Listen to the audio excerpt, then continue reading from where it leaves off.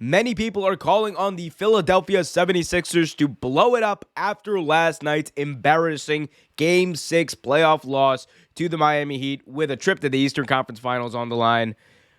The 76ers lost 99-90, and coming out of the game, there's a lot of talk about, one, Doc Rivers' status as the head coach going into next year, James Harden's status long-term with this team, and also what the team is going to look like in future years and how this all went wrong. I want to start off by saying that the obvious thing here for the 76ers is that something needs to change. And what I believe needs to change isn't necessarily the coaching. I know there's a lot of people who want Doc Rivers' head after 2 seasons as head coach, which I don't really think is justifiable right now. Do I think Doc Rivers' decision to pull the starters as early as he did in that Game 6 loss, do I agree with that? No. However, I don't think that justifies Doc Rivers, I should say, losing his job as a 76ers head coach, because he is still one of the best head coaches in the entire league. Where I think things need to change are the way this roster is constructed. And most notably, there's one guy who kind of got there earlier this year, earlier or later in the season, I should say, in James Harden. James Harden, a man who has done unimaginable things in the NBA, was once and still is, or still can be, I should say, a relentless scorer. This is the same James Harden who averaged 30 points for 3 consecutive seasons in the NBA. He comes to the 76ers after falling out with the Brooklyn Nets, whatever, right? Fresh start here. He comes in. He plays relatively well, but one thing you noticed is the same volume of scoring isn't there. The same amount of shots isn't there, even as when he was with the Nets.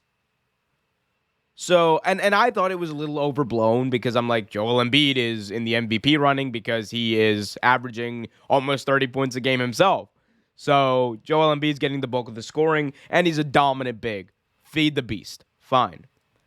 But what I saw from James Harden in this closeout game, it is startling.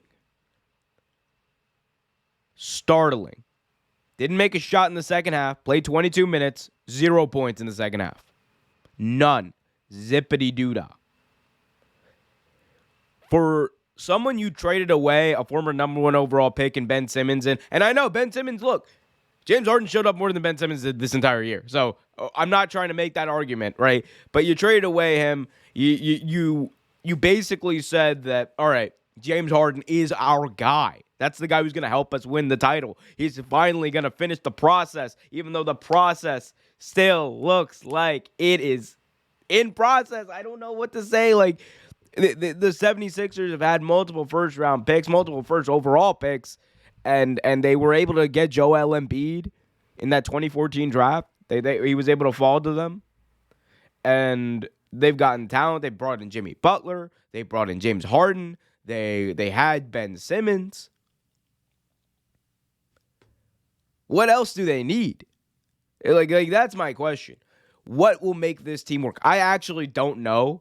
But what I do know is long-term, James Harden cannot be on this roster. I just don't think James Harden on a roster where he has to be the second option or the primary or secondary option is going to work. And right now, at this point, I'm not sure if James Harden is willing to take on the role of the third guy on a team like that. We saw what happened in Brooklyn. Whatever reason, again, we're not really sure exactly what happened. We have hints, but that's where it stands. And finally, I mean, look, calls to blow up this team, hyperbole. Don't blow up the team.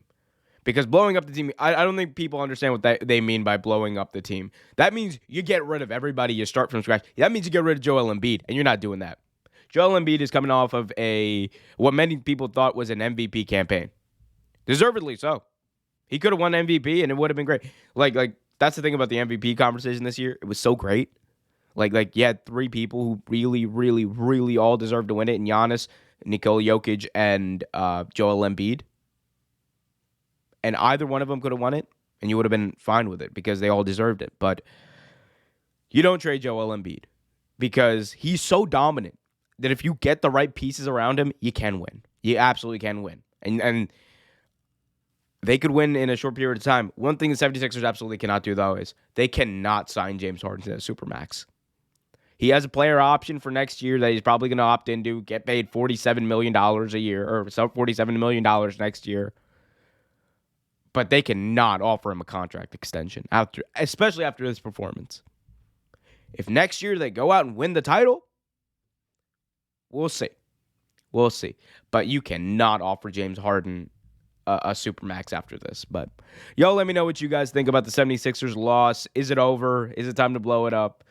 Are people capping? Let me know what you guys think in the comment section below. Hit that like button, subscribe, hit that notification bell so you get notified whenever a new video is released.